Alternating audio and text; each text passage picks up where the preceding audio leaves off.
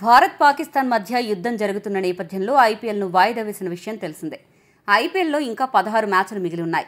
ఈ మిగిలిన మ్యాచ్లను ఎక్కడ నిర్వహించాలి అని బీసీసీఐ కసరత్తులు ముమ్మరం చేసింది. ప్రస్తుతానికి ఒక వారం పాటు ఐపీఎల్ను వాయిదా వేశారు. వారం తర్వాత కూడా రెండు దేశాల మధ్య పరిస్థితి సద్దుమనగపోతే ఇంగ్లాండ్ సిరీస్ అవగానే లేదా ఈ సంవత్సరం చివరిలో మ్యాచ్లను నిర్వహించాలి అని భావిస్తున్నారు. అయితే శనివారం సాయంత్రానికే ఇండియా పాకిస్తాన్ మధ్య సీజ్ ఫైర్ ఒప్పందం జరగడంతో భారత ప్రభుత్వం అనుమతి ఇస్తే మరో వారం రోజుల్లో ఐపీఎల్ ప్రారంభమవుతుంది. అప్పుడు కూడా ఉద్రిక్తంగా ఉన్న సరిహద్దులకు దూరంగా దక్షిణాదికి చెందిన ఆ 3 నగరాల్లో మిగతా ఐపీఎల్ మ్యాచ్లు నిర్వహించాలనే ప్రణాళికతో బీసీసీఐ ఉన్నట్లు సమాచారం. బెంగళూరు, చెన్నై, హైదరాబాద్ ఈ 3 నగరాల వేదికగా మిగతా అన్ని మ్యాచ్లను నిర్వహించాలని భావిస్తున్నారు.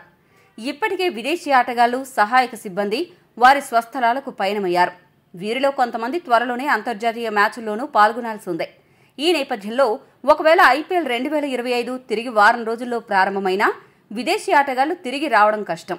ఆస్ట్రేలియా, దక్షిణాఫ్రికా జట్లు జూన్ 11 నుంచి టెస్ట్ ఛాంపియన్షిప్ ఆడాల్సి ఉంది. దాంతోపాటు మరికొన్ని జట్లు కూడా ద్వైపాక్షిక సిరీస్లో ఆడనున్నాయి. ఈ నేపథ్యంలో ఐపీఎల్ తిరిగి ప్రారంభమైనా ఆయా దేశాలకు చెందిన ఆటగాళ్లు ఐపీఎల్లో పాల్గొనడం కష్టమవుతుంది. ఒకవేళ వారం తర్వాత ఐపీఎల్ మొదలైతే ఫారిన్ ప్లేయర్స్ లేకుండా ఐపీఎల్ ఎలా ఉండబోతుంది అనే విషయం ఆసక్తికరంగా మారింది.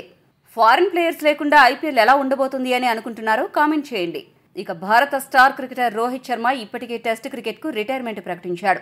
మరో భారత స్టార్ క్రికెటర్ విరాట్ కోహ్లీ కూడా టెస్ట్లకు రిటైర్మెంట్ తీసుకోనున్నాడు అనే వార్తలు వైరల్గా మారాయి. రిటైర్మెంట్ విషయాన్ని బీసీసీఐ దృష్టికి కోహ్లీ తీసుకెళ్లినట్లు తెలుస్తోంది. జూన్ నుంచి ఇంగ్లాండ్ పర్యటనకు టీమిండియా వెళ్లనుంది. ఆలోగానే టెస్టు భవితవ్యంపై కోహ్లీ ప్రకటన చేస్తాడని సమాచారం. అయితే రిటైర్మెంట్ ఆలోచనను వెనక్కి తీసుకోవాలని కోహ్లీకి బీసీసీఐ చెప్పినట్లు తెలుస్తోంది. కోహ్లీ అనుభవం ఇంగ్లాండ్ టెస్ట్ సిరీస్లో అవసరమని బీసీసీఐ భావిస్తోంది.